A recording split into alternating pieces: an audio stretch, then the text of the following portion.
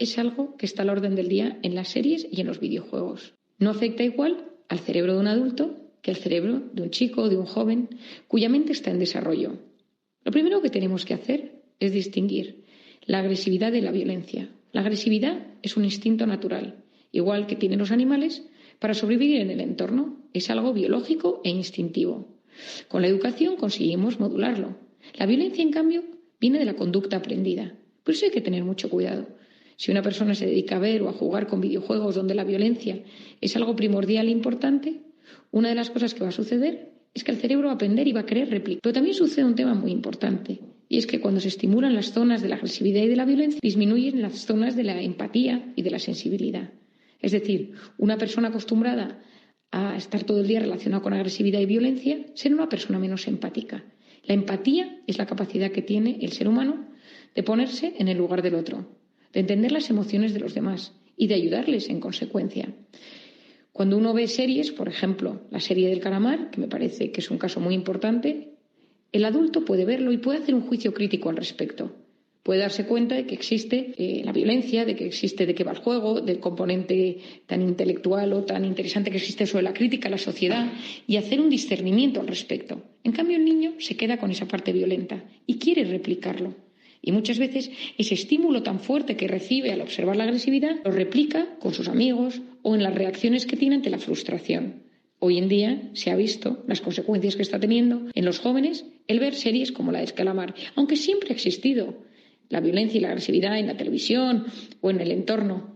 Pero sabemos que el cerebro del niño no se desarrollará igual si existe agresividad en su entorno, por ejemplo, en una familia donde los padres se gritan y se pegan, en una familia donde las personas se tratan con cariño y con cordialidad. ¿Y qué ocurre cuando los niños o adolescentes pasan tantas horas jugando o viendo tanta violencia? La exposición continuada a la violencia genera una respuesta neutra. Es decir, el cerebro es como que se insensibiliza y le cuesta sentir, le cuesta emocionarse y se convierte en un ser cada vez más frío. La verdad es que es impresionante cómo la visualización de violencia puede afectar tanto a los jóvenes. Otro tema del que queríamos hablarte es de la pandemia silenciosa de la salud mental que hemos sufrido durante el confinamiento. Hace poco la revista científica The Lancet publicó un primer estudio que cuantificaba el impacto del COVID en la prevalencia de la depresión y de la ansiedad en la población mundial. Se calcula que en contextos pandémicos los trastornos relacionados con estas enfermedades aumentaron hasta un 25%. Esto es una barbaridad. Aquí queríamos preguntarte qué recomendaciones nos haces como padres para prevenir y detectar estos trastornos en nuestros hijos y también en nosotros mismos. Durante la pandemia hemos visto un gran aumento de trastornos mentales. La persona que era un poco obsesiva tiene un trastorno obsesivo más grave. La persona hipocondríaca tiene síntomas más severos de hipocondría.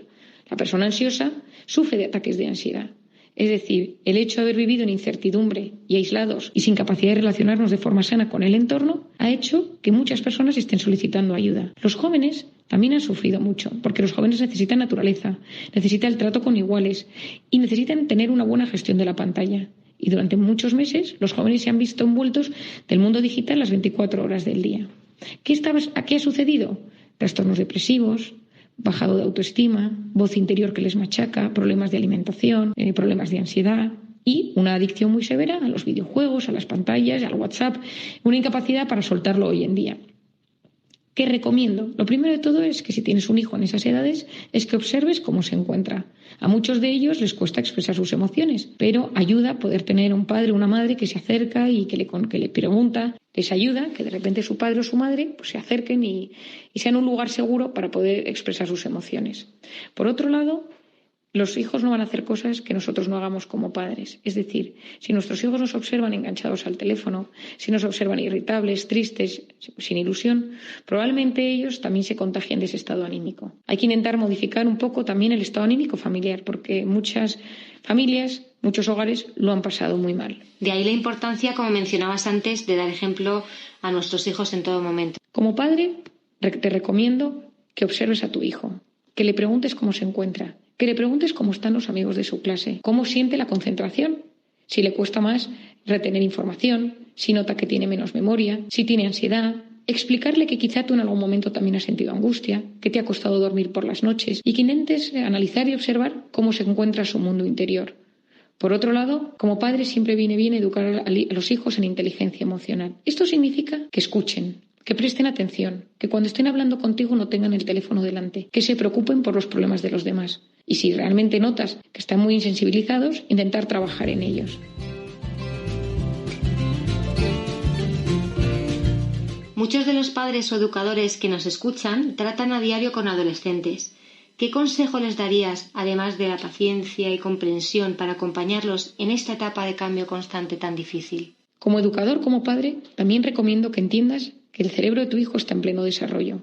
Es un cerebro que necesita vivir emociones intensas, que de repente tiene dudas de su identidad, de su forma de ser, que de repente se rebela contra la autoridad, que las normas de casa le parecen todas demasiado estrictas. Es decir, es una evolución lógica. Entendiendo que esa fase es normal, y en esto te puedo recomendar que, por ejemplo, leas el libro de Daniel Siegel, La tormenta cerebral, sobre la adolescencia, puede ayudarte muchísimo a saber lidiar con ellos. Este autor, Daniel Siegel, también tiene un libro para niños que se llama El cerebro del niño. Te lo recomiendo si tienes a un hijo en casa al que no sabes gestionar bien, que no entiendes qué le está pasando en su cerebro, porque comprender es aliviar. Y cuando uno comprende, se siente aliviado. Cuando uno comprende a su hijo, siente alivio. Y cuando uno comprende que muchas de las reacciones y comportamientos que tienen un trasfondo biológico, te sentirás aliviado. Tomamos nota de ese libro de Daniel Siegel, La tormenta cerebral, para acompañar a nuestros hijos adolescentes. Para terminar, nos gustaría que nos contaras un poco de tu último libro, Encuentra tu persona vitamina. ¿Cómo es una persona vitamina, María? Las personas vitamina, en contraposición a las personas tóxicas, son aquellas que nos inundan de oxitocina. Las personas tóxicas son las que nos intoxican de cortisol. No son tóxicos de por sí, pero hay un efecto tóxico en tu organismo cuando estás cerca de ellos. A veces solo con pensar en ellos o recibir un mensaje se activa tu sistema de alerta. La oxitocina es la hormona que consigue bloquear el cortisol. Es la hormona de los abrazos, del parto y de la lactancia. Es la hormona de la empatía. Es la hormona que se activa cuando estás con alguien y te mira a los ojos, no te juzga, te escucha y te mira con muchísimo cariño. Y que sabes que en ese momento el mundo es un lugar más seguro. En un mundo tan intoxicado de cortisol, donde vivimos inflamados, preocupados por cosas reales o imaginarias, donde hay incertidumbre y caos y donde a veces nos cuesta relajarnos, conseguir estimular esa oxitocina puede ayudarte. Para ello, rodéate de persona vitamina. Sé persona vitamina para tu entorno. Y cuando te cuenten tus amigos algo, no juzgues, escucha. Las personas vitaminas son aquellas que cuando nos sucede algo bueno se ilusionan más que nosotros mismos. Muchísimas gracias, María, por compartir este rato con nosotros. La influencia de las series de televisión y los videojuegos en el desarrollo cerebral de los niños es un tema de profunda importancia y relevancia en la era digital actual. A medida que estos medios se vuelven más accesibles y omnipresentes en la vida cotidiana, es imperativo considerar cómo afectan el comportamiento, el aprendizaje y la salud mental de los niños. Esta reflexión busca explorar los efectos de la exposición a series y videojuegos, especialmente aquellos que contienen violencia, en el cerebro en desarrollo de los niños, destacando la importancia de una mediación efectiva por parte de los padres y educadores. Desde una perspectiva neurocientífica, el cerebro infantil se caracteriza por su plasticidad, lo que significa que está en un estado constante de crecimiento y cambio, influenciado significativamente por su entorno. Las experiencias a las que se exponen los niños pueden fortalecer ciertas conexiones neuronales mientras debilitan otras, lo que implica que el contenido mediático violento puede tener un impacto profundo en su desarrollo emocional y cognitivo. La exposición a la violencia en series y videojuegos ha sido asociada con una variedad de efectos negativos en los niños, incluyendo la desensibilización hacia la violencia, el aumento de la agresividad y los problemas de conducta. La repetición de imágenes violentas puede normalizar este tipo de comportamiento, haciéndolo parecer una respuesta aceptable a los conflictos.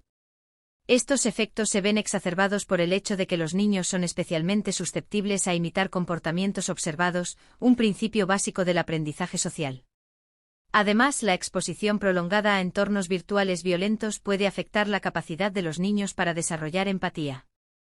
Al presenciar constantemente actos de violencia sin las consecuencias emocionales reales que acompañarían a tales actos en la vida real, los niños pueden tener dificultades para entender y compartir los sentimientos de los demás, lo que es fundamental para desarrollar relaciones sociales saludables.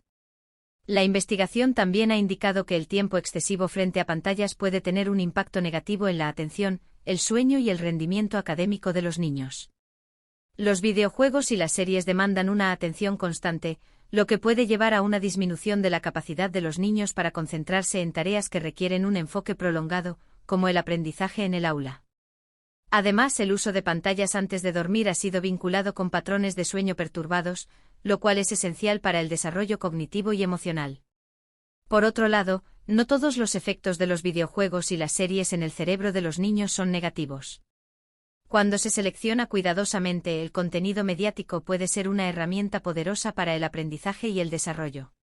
Los videojuegos, en particular, pueden mejorar habilidades como la resolución de problemas, la toma de decisiones y la coordinación mano-ojo. Asimismo, las series educativas pueden introducir a los niños a nuevos conceptos y culturas, fomentando la curiosidad y el amor por el aprendizaje. Ante esta dualidad, es fundamental la mediación de los adultos en la relación de los niños con los medios de comunicación. Los padres y educadores deben ser conscientes del contenido que consumen los niños y establecer límites saludables en cuanto al tiempo de pantalla. Esto incluye seleccionar programas y juegos apropiados para la edad, fomentar el visionado y juego compartido para discutir el contenido y sus implicaciones, y promover actividades alternativas que ofrezcan oportunidades para el aprendizaje y el desarrollo fuera del entorno digital. Además, es importante educar a los niños sobre los medios de comunicación, enseñándoles a ser consumidores críticos. Esto implica discutir la diferencia entre la realidad y la ficción, el propósito de la publicidad y cómo interpretar los mensajes mediáticos. Al equipar a los niños con las herramientas para entender y cuestionar críticamente lo que ven y juegan, podemos ayudarlos a navegar por el complejo mundo de los medios de comunicación de manera más efectiva. Mientras que las series y videojuegos tienen el potencial tanto para influir negativamente como para enriquecer el desarrollo cerebral de los niños, la clave reside en la moderación y la mediación efectiva por parte de los adultos. Al equilibrar el consumo de medios con actividades enriquecedoras fuera de pantalla, promover la selección de contenido positivo y educar a los niños sobre cómo interactuar críticamente con los medios, podemos ayudar a asegurar que el impacto de estos en el cerebro en desarrollo sea beneficioso, permitiendo a los niños aprovechar los aspectos positivos mientras minimizan los riesgos negativos.